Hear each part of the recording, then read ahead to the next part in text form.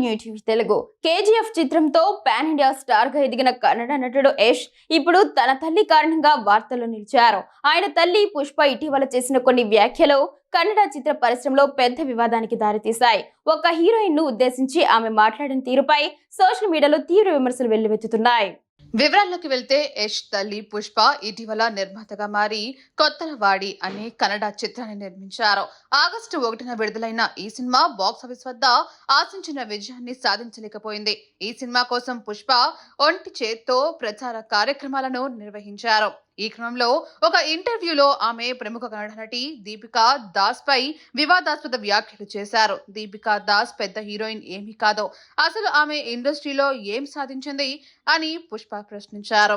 ఈ వ్యాఖ్యలకు సంబంధించిన వీడియో సోషల్ మీడియాలో వైరల్ కావడంతో నెటిజన్ల నుంచి తీవ్ర వ్యతిరేకత వ్యక్తమవుతోంది. ఒకే ఒక్క సినిమా తీసి అది కూడా పరాజయం పాలైనప్పటికీ ఇంత అహంకారం ప్రదర్శించడం సరికాదని పలువురు విమర్శిస్తున్నారు. ఇంత దురహంకారం మంచిది కాదు. ఈ సమయంలో యష్ ఎక్కడున్నాడు అంటూ నెటిజన్లు ఆగ్రహం వ్యక్తం చేస్తున్నారు. మొత్తం మీద నిర్మాతగా తొలి ప్రయత్నంలోనే పుష్ప ఇలాంటి వివాదంలో చిక్కుకోవడం, తన వ్యాఖ్యల ద్వారా పరోక్షంగా కొడుకు యష్ ను కూడా ఇబ్బందుల్లోకి నెట్టడం కూడా కన్నడ వర్గాల్లో చర్చనీయాంశంగా మారింది.